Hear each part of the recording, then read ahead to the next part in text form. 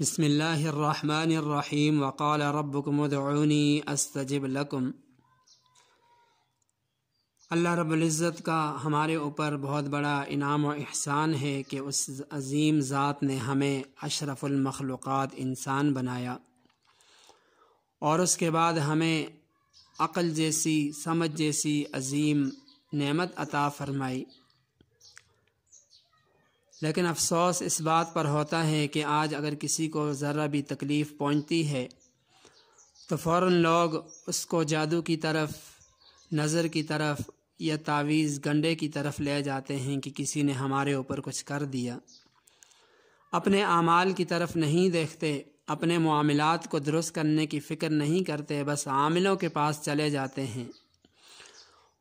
ہمارے استاد محترم فرمایا کرتے تھے کہ ان عاملوں کی، جاہلوں کی مثال ایسی ہے جیسے کہ کوئی ماہر سمجھدار قسم کا دکاندار ہوتا ہے کہ جب بھی آپ اس کے پاس جائیں گے تو ایسا ہو نہیں سکتا کہ آپ اس کی دکان میں داخل ہو جائیں اور وہ کوئی نہ کوئی چیز آپ اس کی دکان سے آپ کو لینے پر مجبور کرے گا۔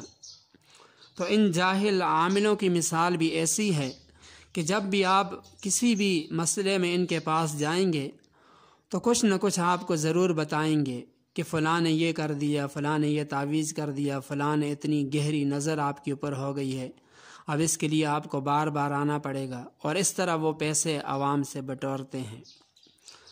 ایک بات تو پکی ہے، یہ بات سمجھنے کی ہے کہ سب کے سب اللہ تعالیٰ کے محتاج ہیں۔ وہ جاہل عامل جو ہے وہ بھی اللہ تعالیٰ کا محتاج ہے، اور ایک اللہ تعالیٰ کی ذات وحدہ لا شریک، وہ بے نیاز ذات ہے، اس کارخانہ قدرت کا تنہا چلانے والا ہے، کائنات میں سب سے زیادہ محبت کرنے والا، اچھائی کی قدر کرنے والا، رحم کرنے والا، انصاف کرنے والا، چھوٹی بڑی ہر چیز کو جاننے والا اور بڑی سی بڑی مشکل کو ختم کرنے والا۔ جب سب کے سب اس کے محتاج ہیں تو پھر کیوں نہ اسی کی طرف رجوع کیا جائے، اسی سے مانگا جائے، ہر مشکل میں، ہر پریشانی میں، ہر مسئلے میں، ہر مصیبت میں اسی کو پکارا جائے۔ لکھا ہے کہ اورنگزیب عالمگیر رحمہ اللہ کے زمانے میں ایک شخص ان کے دربار میں آیا، اپنی حاجت لے کر آیا کہ بادشاہ کے پاس جا کر کہوں گا تو وہ کچھ نہ کچھ دیں گے، اس سے میرا مسئلہ حل ہو جائے گا۔ خادم کے پاس جب پہنچا تو خادم نے کہا کہ آپ انتظار کیجئے، بادشاہ چاشت کی نماز پڑھ رہے ہیں۔ جب نماز سے فارغ ہوئے تو ہاتھ اٹھا کر دعا مانگی، پھر دعا سے فارغ ہونے کے بعد سائل کو سلام کیا، پوچھا بھائی کس ضرورت سے آنا ہوا؟ تو وہ سائل کہنے لگا کہ میں جا رہا ہوں، جس ضرورت سے آیا تھا وہ مسئلہ حل ہو گیا۔ تو انہوں نے پوچھا کہ بتلاؤ تو صحیح، اتنے دور سے سفر کیا، کس پریشانی میں آئے تھے، کیا پریشانی تھی، بتاؤ تو صحیح۔ تو سائل کہنے لگا کہ میں اپنی ایک پریشانی کے سلسلے میں آیا تھا، لیکن میں نے یہاں آ کر دیکھا کہ آپ نے نماز پڑھی، نماز پڑھ کر کسی اور کے آگے ہاتھ پھیلائے، تو میں نے سوچا کہ جب آپ بھی کسی سے مانگ رہے ہیں اور جو کچھ آپ کے پاس ہے وہ اسی کا دیا ہوا ہے، تو کیوں نہ میں بھی اسی سے مانگ لوں۔ آپ جو مجھے دیں گے وہ اسی سے مانگ کر دیں گے، تو اسی رب سے براہ راست کیوں نہ مانگ لوں۔ اس واقعے کے اندر بھی ہمارے لیے یہ درس ہے، یہ سبق ہے کہ ہر پریشانی، ہر ضرورت کے وقت اللہ تعالیٰ ہی سے مانگیں اور بار بار مانگیں، کبھی مایوس نہ ہوں۔ دعاؤں کو سننے والا اور قبول کرنے والا وہ اللہ تعالیٰ کی ذات ہے، وہ ایسا سننے والا ہے کہ زمین پر چلنے والی ایک چونٹی کی آواز کو بھی سنتا ہے، وہ ایسا مہربان ہے کہ دشمن کی بھی سنتا ہے، مدد کرتا ہے۔ کہتے ہیں کہ ایک کافر اپنے بت کو پکار رہا تھا، کہہ رہا تھا اے صنم اے صنم، اس کی زبان سے غلطی سے نکل گیا اے صمد اے صمد۔ اللہ تعالیٰ نے فرشتوں کو حکم دیا کہ اس کو میری رحمت سے ڈانپ لو۔ فرشتوں نے کہا اے پروردگار، اس نے غلطی سے کہا اے صمد۔ تو اللہ تعالیٰ نے فرمایا اے میرے فرشتوں، اگر میں بھی نہ سنوں تو صمد اور صنم میں پھر کیا فرق رہ جائے گا۔ اس لیے کبھی مایوس نہ ہوں، پریشانی کے حالات آئیں، مشکل حالات آئیں، کبھی مایوس نہ ہوں، یہ خیال دل سے نکال دیں، دور کر دیں کہ ہم گناہگار ہیں، ہماری دعائیں کہاں قبول ہوں گی۔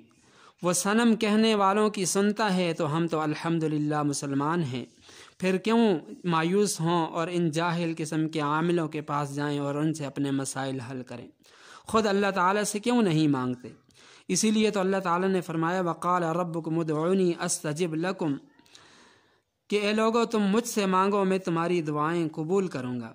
پھر کیوں نہ مانگیں؟ ہر فرض نماز کے بعد مانگیں، رات کو اٹھ کر اللہ تعالیٰ کے حضور رو رو کر تہجد میں اللہ تعالیٰ کے حضور مانگیں، اللہ تعالیٰ سے مانگیں، اللہ تعالیٰ ضرور مدد فرمائیں گے۔ اور یہ بات یاد رکھیں کہ سب سے بڑا تعویذ وہ اللہ تعالیٰ کی رضا ہے، پھر دعا ہے۔ علماء نے لکھا ہے کہ جو لکھا ہوا تعویذ ہوتا ہے یہ ان بچوں یا معذوروں کے لیے ہوتا ہے جو دعا نہ مانگ سکیں۔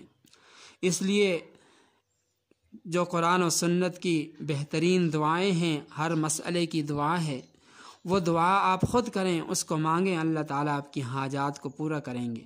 پھر کسی عامل کے پاس، جاہل کے پاس آپ کو جانے کی ضرورت نہیں پڑے گی۔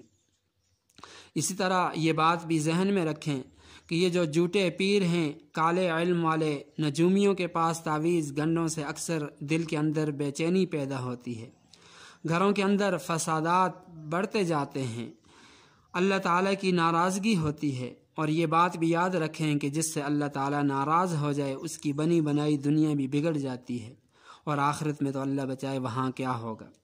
لہٰذا آج سے پہلے زندگی میں جو کچھ بھی ہوا اس پر توبہ استغفار کریں، اور آئندہ اللہ تعالیٰ کے دربار کے علاوہ کسی اور جگہ نہ بھٹکیں۔ اس دربار میں نہ کسی کی سفارش کی ضرورت ہے، نہ پیسے کی ضرورت ہے، نہ وقت کی ضرورت ہے، نہ وضو کی ضرورت ہے۔ بس اللہ تعالیٰ سے مانگیں، اللہ تعالیٰ آپ کے مسائل کو خود حل فرمائیں گے۔